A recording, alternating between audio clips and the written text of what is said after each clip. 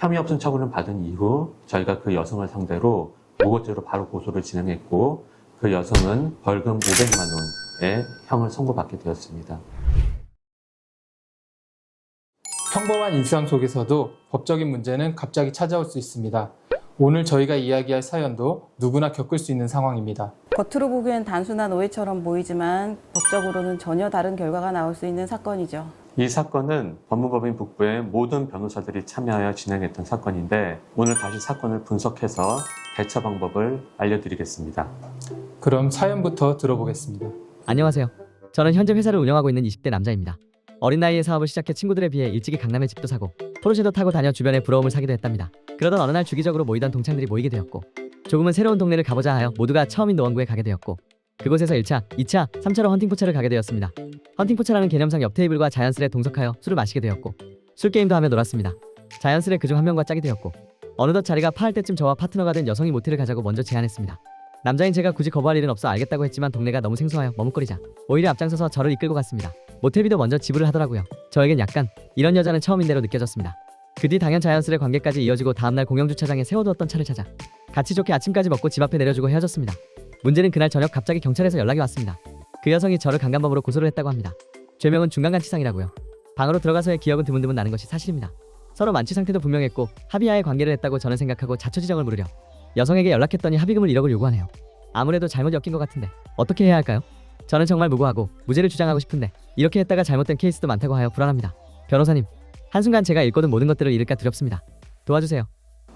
모텔비도 여성분이 지불했고 합의가 있었다고 본 정황이 많았는데 요즘 사연처럼 억울하게 성범죄의 가해자가 되시는 분들이 너무 많습니다.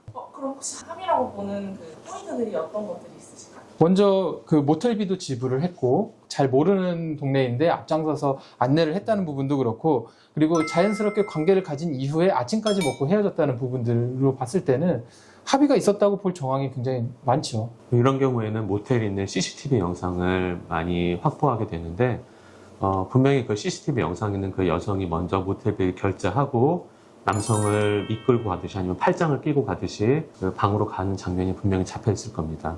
그리고 여자분과 헤어지면서 또 오는 아침에 같이 밥을 먹으면서 나눈 카카오톡 문자라든가 대화 내용이 있다고 하면은 그 내용에 특별히 뭐 강간에 대한 얘기가 없이 평상적인 남녀 간의 대화로 볼 수 있는 대화가 있다고 하면은 훨씬 도움이 될 것 같습니다.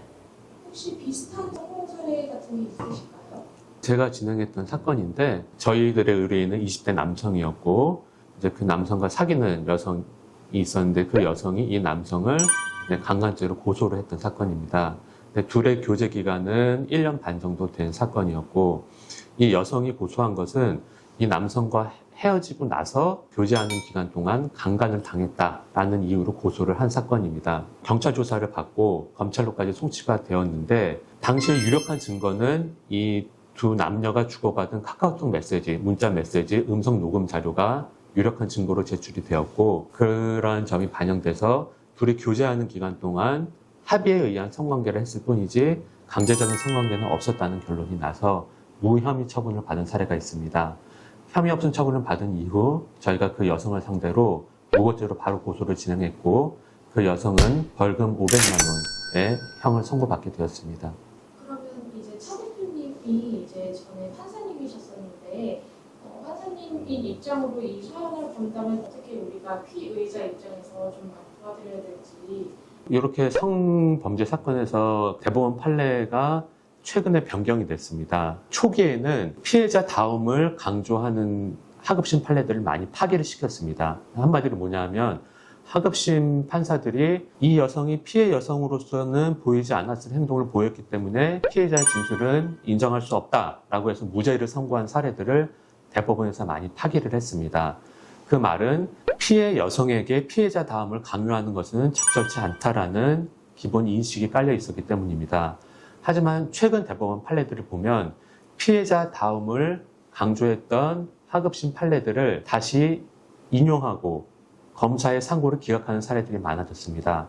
즉, 이 사건처럼 우리가 통상적으로 봤을 때 피해자라면 취하지 않았을 행동을 했다고 하더라도 피해자의 진술이 일관적이고 구체적이고 모순점이 없다면 피해자의 진술의 신빙성을 인정해서 강간죄를 인정하는 사례가 요즘 많이 늘어나고 있는 추세입니다. 만약에 이런 사건이 내가 겪었을 때 주변에 알리기가 굉장히 조심스러운데 법적으로나 심리적으로나 이럴 때 어떻게 대처하면 좋을지.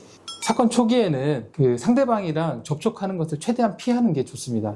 상대방과 접촉을 하면서 나누는 대화 중에 실수를 할 가능성이 굉장히 높거든요. 고소를 당하거나 이렇게 사건에 휘말리게 되면 심적으로 불안해지기 때문에 자기가 하지 않아야 될 말, 해서는 안 될 말, 불리한 말들을 막 하게 됩니다. 그런 경우에는 나중에 사건이 진행이 됐을 때 다시 되돌리기가 어려우니까 가급적 접촉을 피하시고 변호사의 상담을 우선적으로 받아보시는 것이 좋습니다. 법률적인 조언을 받아야 그것을 바탕으로 해서 사건을 진행시킬 수가 있기 때문이죠. 사건이 발생했을 때 가장 중요한 것은 사태를 악화시키기 전에 빨리 변호사의 조력을 받는 것입니다. 혹시 사건에 휘말려서 사건의 피해자가 되신 경우는 피해자와의 연락을 삼가하시고 바로 변호사의 조언을 받으시는 것이 사건 진행에 훨씬 유리합니다. 저희 법무법인 북부에서는 이런 성범죄 사건의 경우 여러 변호사님들이 팀을 꾸려서 대처하고 있습니다. 많은 변호사님들의 실력과 경험을 바탕으로 피해자에게 억울함이 없이 최선의 결과를 가져올 수 있도록 하고 있습니다. 저희 법무법인 북부에서는 대표 변호사가 직접 전화 상담을 진행하고 있습니다. 어려움을 겪고 계신 분들께서는 부담 갖지 마시고 언제든지 전화 주시기 바랍니다.